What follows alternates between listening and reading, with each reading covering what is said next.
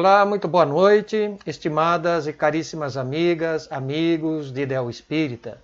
É com imensa alegria que estamos iniciando mais um programa Espiritismo e Vida de Pindamonhangaba, da região metropolitana do Vale do Paraíba, dando assim continuidade ao nosso estudo sistematizado do Evangelho segundo o Espiritismo por Allan Kardec. Bem, pessoal, na semana anterior tivemos o prazer de acompanhar a palestra do companheiro e expositor César Sátiro de Sherbrooke, no Canadá, onde ele abordou os itens de 29 a 31, encerrando assim o capítulo 5, Bem-aventurados os aflitos. Então, dando sequência, hoje traremos para os nossos estudos e reflexões o capítulo 6, o Cristo Consolador, que irá dos itens 1 até o item 4. Bem, mas antes de iniciarmos os nossos estudos, gostaria de agradecer a feliz oportunidade enviando minhas saudações fraternas ao nosso querido e estimado amigo Davi Ascenso, ele que é o coordenador e responsável por esses encontros tão gostosos e importantes aos domingos. Um forte abraço, Davi. E também aos demais companheiros que juntos estão envolvidos neste trabalho semanal, trazendo cada um aí a sua importantíssima colaboração em divulgar o Evangelho de Jesus.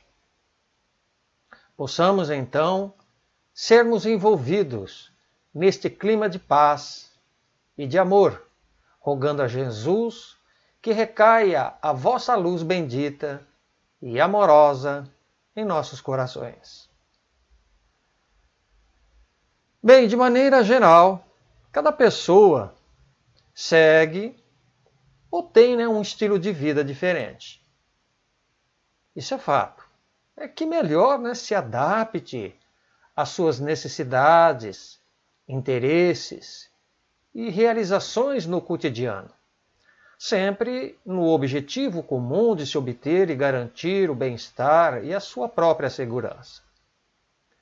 Seguimos então um ritmo de vida onde, muitas das vezes, não nos damos conta do que seja realmente necessário e suficiente para sobrevivermos. E nesta busca desenfreada de querer mais e mais, acumulando de uma maneira prodigalizada, nós acabamos desrespeitando os nossos próprios limites, ferindo a lei natural de conservação. Quando os espíritos amigos até mesmo afirmaram ao codificador Allan Kardec que o direito ao uso dos bens terrenos é uma consequência da necessidade de viver. Deus, contudo, não poderia ter imposto um dever sem haver dado os meios de o satisfazer. Entendemos assim com Kardec que o nosso Criador, ele não nos priva de procurarmos a nossa felicidade com as coisas materiais, de conquistarmos os nossos projetos e negócios. Do contrário, seríamos criaturas autômatas, seguindo o quê? Ordens, como os robôs, sem nada questionar. Então seria horrível, Então, mas dotados do livre-arbítrio e da capacidade de discernimento, o homem, sendo insaciável, sem respeitar os seus limites que a própria natureza lhe traçou, com os seus vícios, acabam alterando a sua constituição, criando para si necessidades irreais. Aquelas que não existem, não é? Então, na questão 719 de O Livro dos Espíritos, explicam os amigos superiores a Allan Kardec que Deus não proíbe do que precisamos materialmente, daquilo que necessitamos, mas sim, ele nos adverte sobre o abuso, porque o abuso é contrário à conservação. Ele não incrimina a procura dos nossos bens, da alegria, do nosso entretenimento, como dissemos há pouco. Desde, pessoal, que esse bem-estar ele não seja adquirido em detrimento dos outros, ou para enfraquecer as nossas próprias forças morais e físicas. E quando então descuramos, deixando de observar e seguir as leis do Criador, a única e capaz de nos conduzir com equilíbrio e sobriedade, esta que deve ser, não raro, somos então visitados e surpreendidos por dificuldades. Dificuldades essas inerentes ao que nós vivemos no mundo. As dores, as decepções, sofrimentos, comprometendo desse modo os nossos negócios em família e também em sociedade. E como é bastante comum lembrarmos somente de Deus nessas horas, então é aquele instante que bate o desespero, não é mesmo? O medo de ficarmos doentes, aquela aflição, a angústia do desemprego, o temor de perdermos tudo que conquistamos com a chegada da morte. Mas, para aqueles que creem e depositam sua confiança na infinita bondade de Deus, que sofrem sem queixas e resignado diante das tempestades e tribulações da vida, sabem esperar por dias melhores.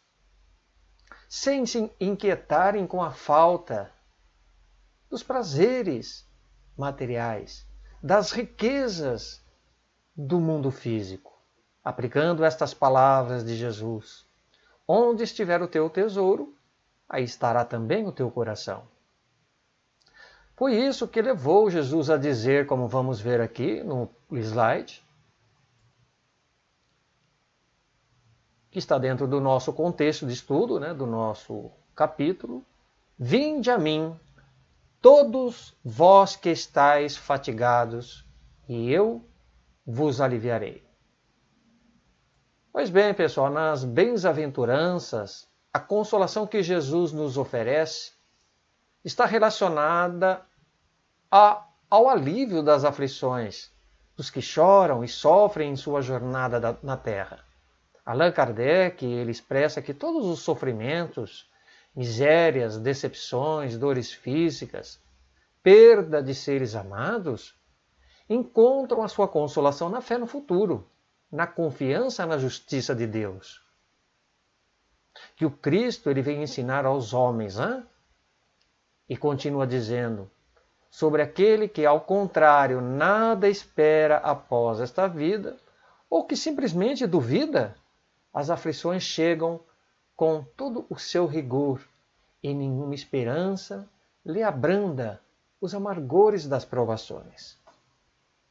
Então vemos os dois lados, Um daquele que tudo espera pela fé que deposita em Deus, e aquele que deposita tudo aqui neste mundo.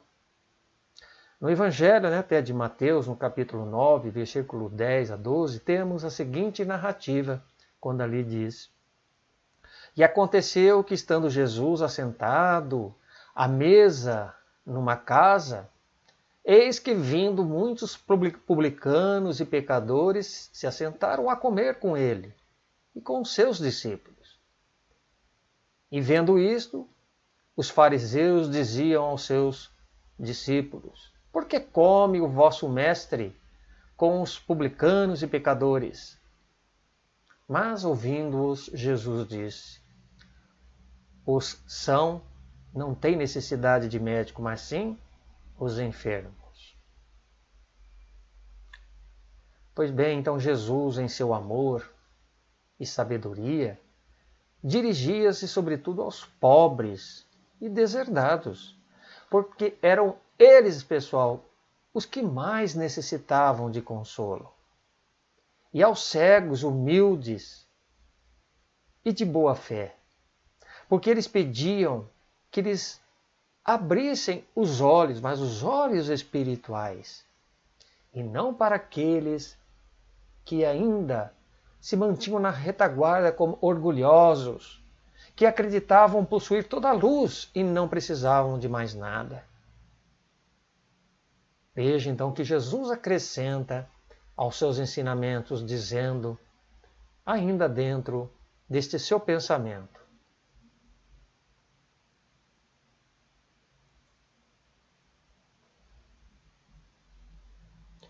tomai sobre vós o meu jugo e aprendei comigo, que sou brando e humilde de coração, e achareis repouso para vossas almas, pois suave é o meu jugo e leve é o meu fardo.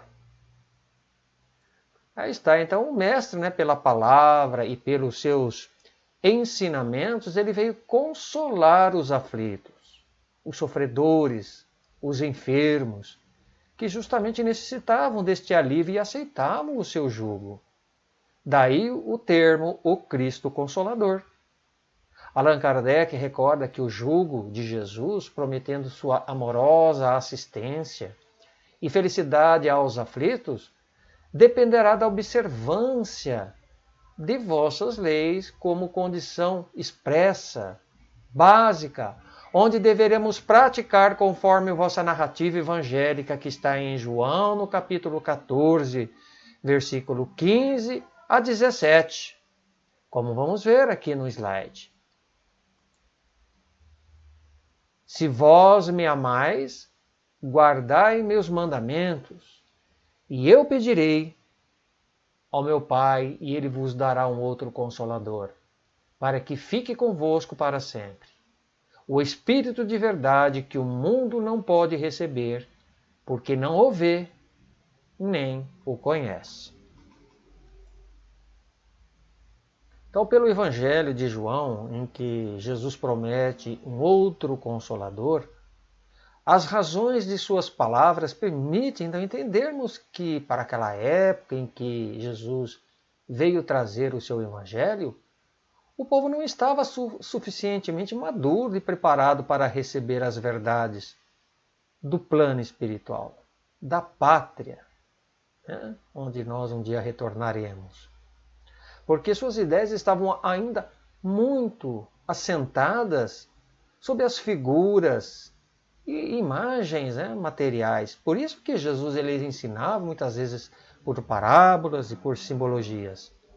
Pois caso ele tivesse que mostrar todas as luzes da sabedoria, do seu conhecimento de uma só vez, o que iria ocorrer?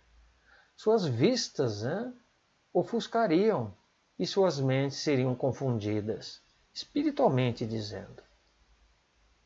Por isso, meus amigos, que não devemos revelar a luz àquele que por muito tempo permaneceu na escuridão. Fazendo esta comparação.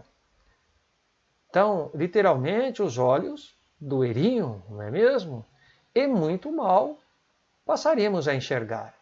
Então, como o Espírito da verdade, que Jesus havia anunciado e prometido como o outro e novo Consolador, da qual não conheciam, mas que haveriam de conhecer futuramente, é do Espiritismo que estamos falando.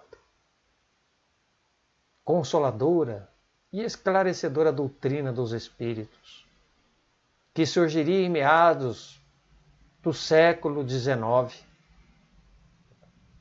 a partir de estudos, pesquisas e investigações científicas pelo ilustre professor e educador francês Hippolyte Léon Denisard Rivail, mais conhecido pelo cognome de Allan Kardec.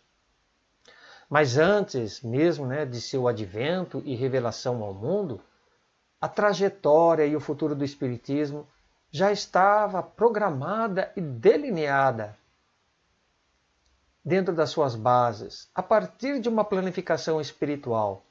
Razão quando então Jesus afirmou que Deus o enviaria para ensinar todas as coisas, restabelecendo aquilo que ele disse antes, relembrar as que ele dissera.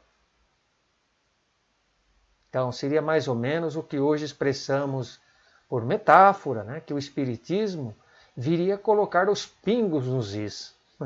Ou seja, quantos foram os ensinamentos deixados, né, por Jesus naquele tempo, sem a devida compreensão, que foi muito perseguido, negligenciado, principalmente por uma casta de homens como os fariseus e os escribas, que eram sectários à lei mosaica, obedecendo aquela lei, né, que era imposta, obedecendo ali cegamente aquelas tradições judaicas e contrários, né, às próprias proposições do amor, do perdão, do Evangelho do Cristo. Então não foi uma tarefa fácil para o meigo nazareno. Logo, o Espírito de verdade deveria vir a seu turno. Assim como outros profetas, filósofos, na qualidade de missionários, vieram também trazer a sua contribuição científica, filosófica e religiosa ao progresso da humanidade. Só para citarmos rapidamente Sócrates e Platão, Confúcio, Moisés, Siddhartha Gautama, né, que foi o Buda, São Francisco de Assis, o nosso querido Chico Xavier, entre tantos, dividindo assim toda uma história a seu tempo. Quando o mestre, então, ele se referiu que os bem-aventurados seriam os aflitos e consolados, que sentido estariam nessas palavras, né? A ponto de aceitarmos e compreendermos sobre alguém ser feliz no sofrimento e ainda sem saber a causa por que sofre. É difícil, né, entender alguém na sua plena consciência dizer que está feliz no sofrimento. Mas vamos entender, né? É por isso, e é nisto, pessoal, que está a grandeza e a beleza do Espiritismo, mostrando que as causas de nossas dores e sofrimentos e a destinação da Terra são como crises salutares que deverão nos conduzir à cura e à depuração de nossos sentimentos, de nossos pensamentos, das chagas morais que ainda trazemos gravadas na consciência culpada, sem que tenhamos nos libertado de um passado ominoso, onde ferimos e usurpamos as leis divinas para satisfazer tão somente nossos caprichos mesquinhos e paixões desordenadas. Quantas vezes viemos na esteira do tempo praticando tudo isso? Então, sofrer sendo feliz neste mundo de misérias e de lágrimas, onde predomina o egoísmo e o orgulho, está para aquele que deposita toda a sua fé e a sua paciência na vida futura. Pois entende, né, que as angústias e tormentos são justos, necessários e passageiros, aceitando como precioso remédio para curar as suas enfermidades morais. Aquele que está bem, então, compenetrado do seu futuro e de um mundo mais feliz, então as tribulações e vicissitudes, né, que lhe visitam nada tem de pungente e eterno, pois ele vê como nos descreve, né, Allan Kardec em O Livro dos Espíritos.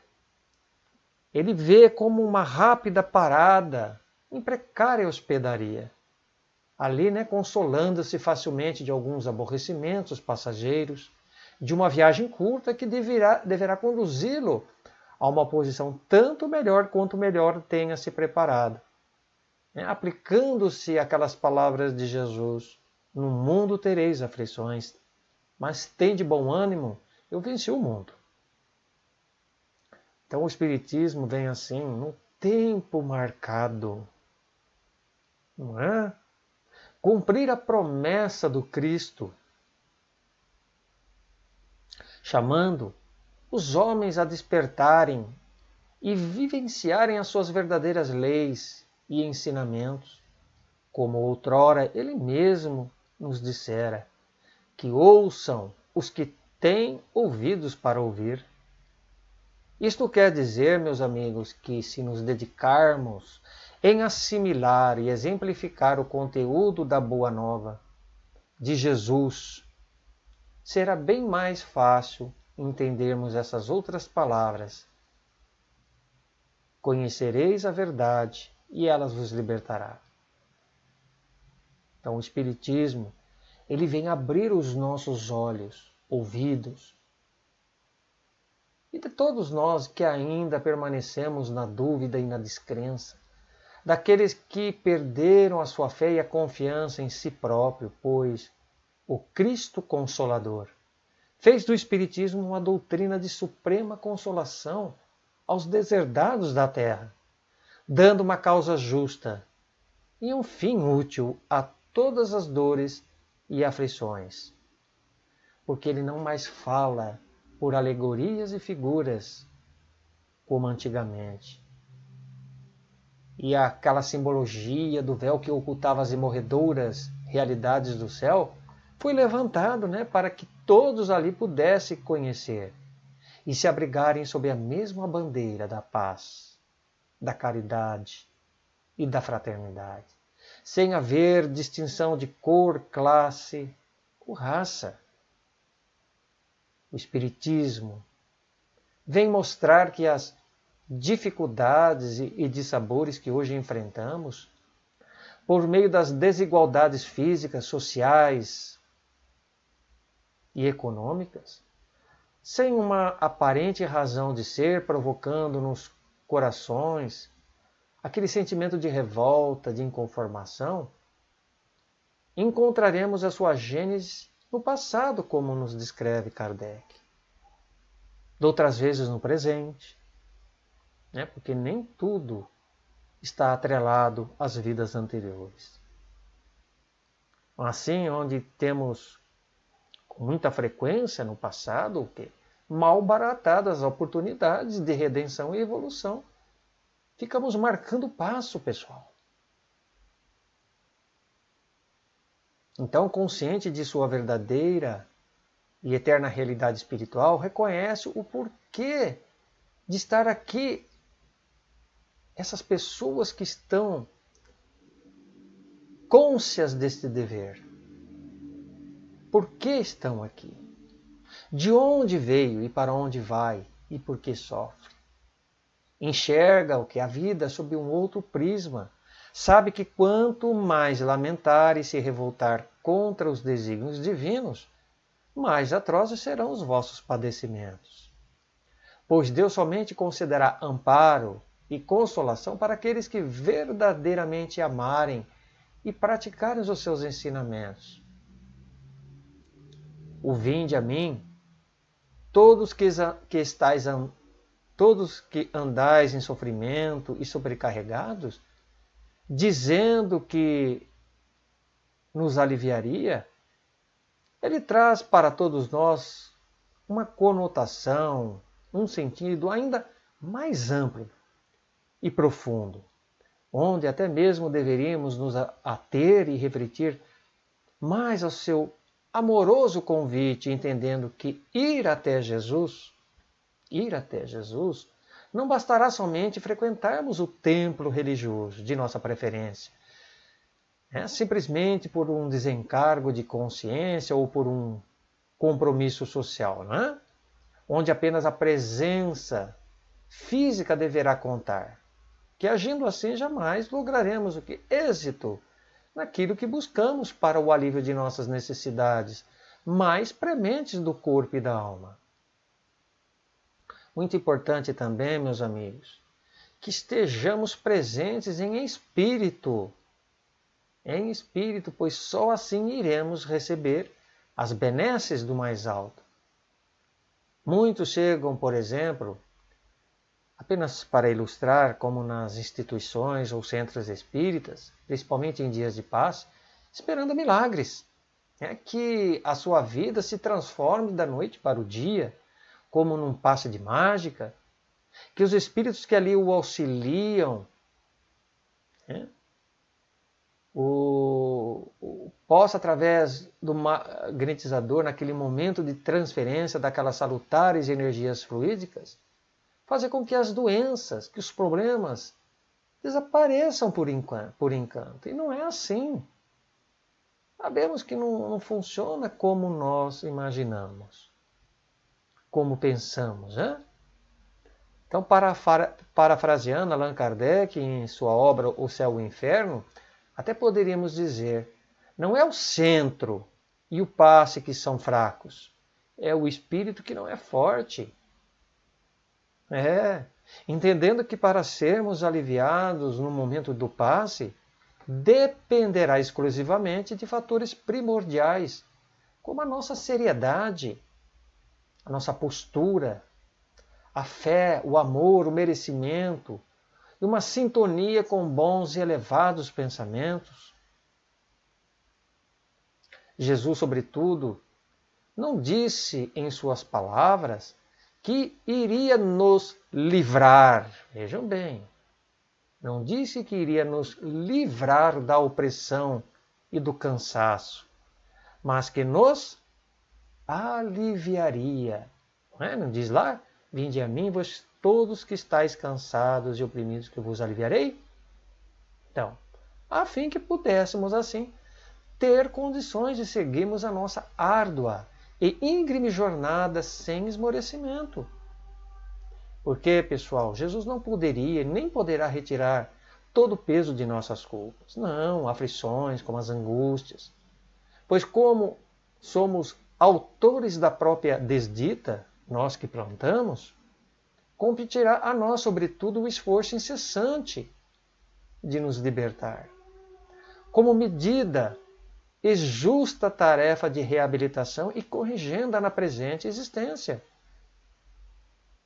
É lógico, também temos que convir que nem sempre, conseguiremos resolver sozinhos todos os nossos problemas, pois além da oração que devemos endereçar ao Criador, clamando por vosso misericordioso amparo, contamos também, muitas das vezes, com a ajuda de outras pessoas amigas, requisitando um auxílio material, noutro momento de uma palavra de autoestima, de reconforto, de encorajamento,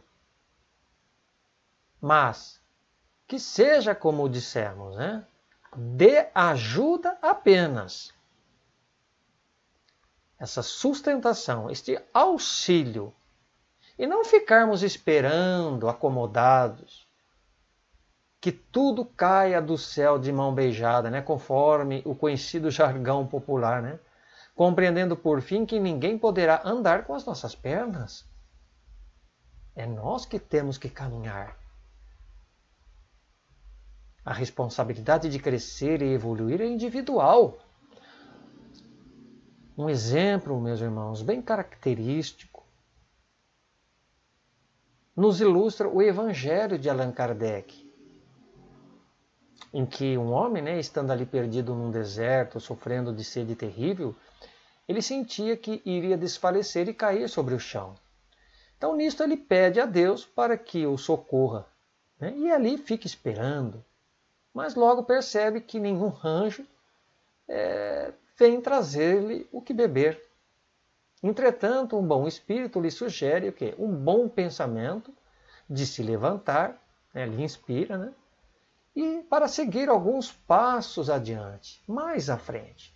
Quando então, num movimento maquinal, quase que instintivo, ele reúne todas as suas forças e levanta caminhando ao acaso.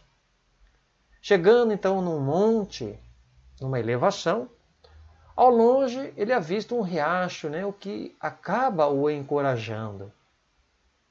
Agora, se tem fé este homem, se possui realmente confiança, ele exclamará: obrigado, meu Deus, pelo bom pensamento que me inspiraste e pela força que me deste.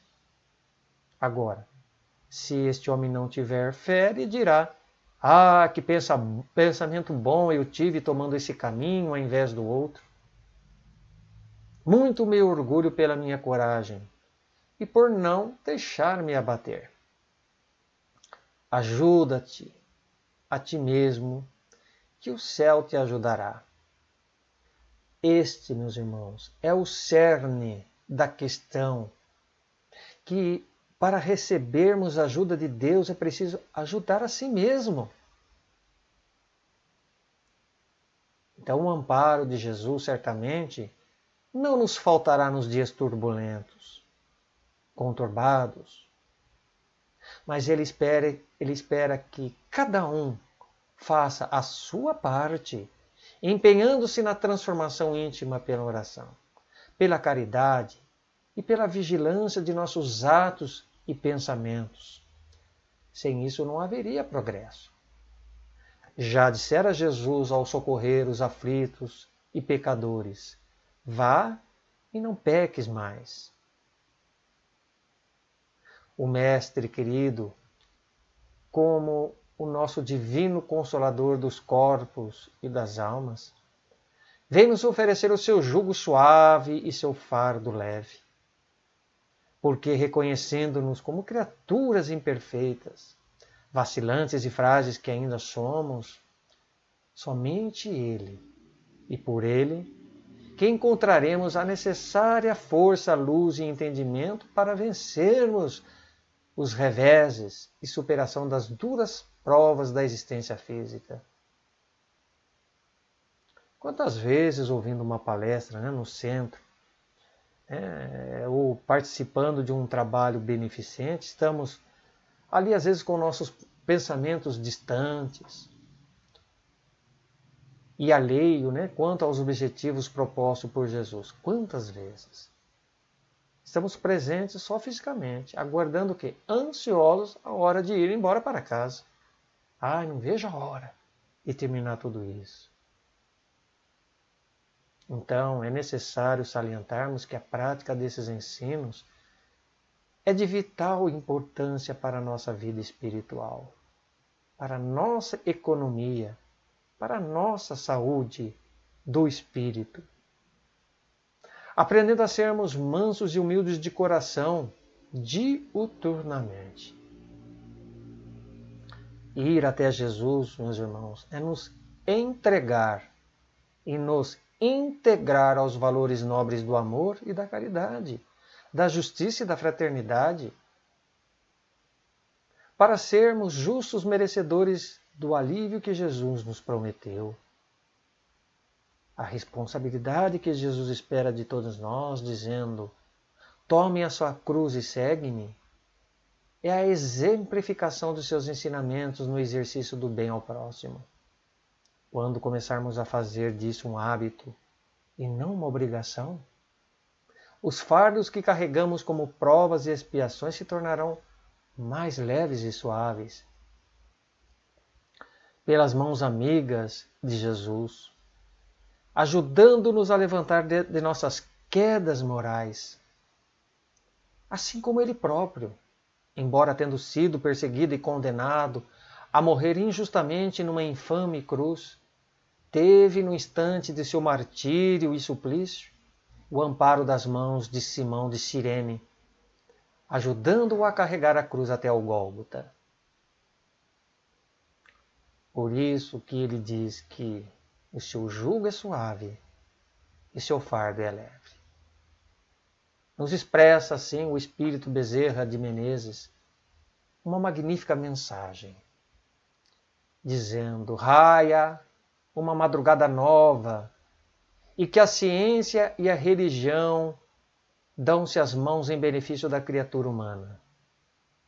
Amanhece dia novo para a sociedade terrestre cansada de sofrer, voltando-se para Jesus Cristo, o modelo e guia da humanidade, a fim de transformar o mundo de provas e de expiações em um planeta de regeneração. Já não é possível postergar o surgimento desses gloriosos dias, porque o Consolador que Jesus prometeu encontra-se na terra para arrancar pelas raízes os fatores que levam ao desespero e à alucinação, não apenas para enxugar as lágrimas que os olhos vertem, senão para extirpar as causas das problemáticas aflitivas da criatura humana. Que Deus, então, em sua infinita misericórdia, conceda-nos a força, meus irmãos, necessária para que trilhemos mais confiantes, sem esmorecer, diante do nosso compromisso que abraçamos na atual existência. Muita paz a todos, Deus nos guarde e nos mantenha na sua infinita paz.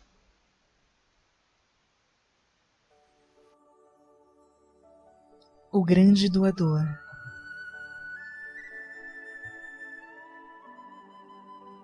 Ele não era médico e levantou paralíticos e restaurou leprosos usando o divino poder do amor.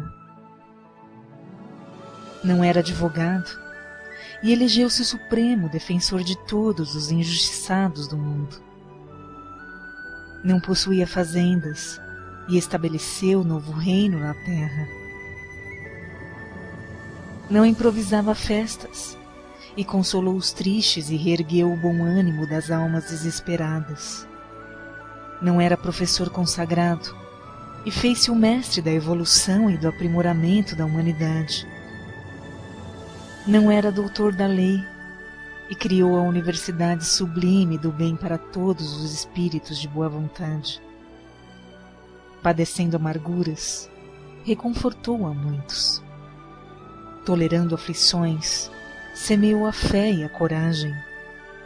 Ferido, curou as chagas morais do povo. Supliciado, expediu a mensagem do perdão e do amor em todas as direções. Esquecido pelos mais amados, ensinou a fraternidade e o reconhecimento. Vencido na cruz, revelou a vitória da vida eterna em plena e gloriosa ressurreição, renovando os destinos das nações e santificando o caminho dos povos. Ele não era, portanto, rico e engrandeceu os celeiros dos séculos.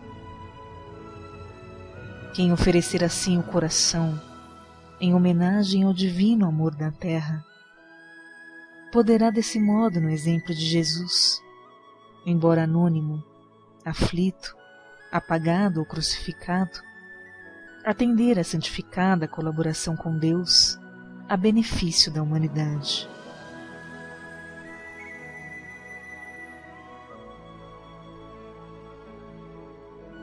Do livro Antologia Mediúnica do Natal, psicografia de Francisco Cândido Xavier, pelo Espírito André Luiz.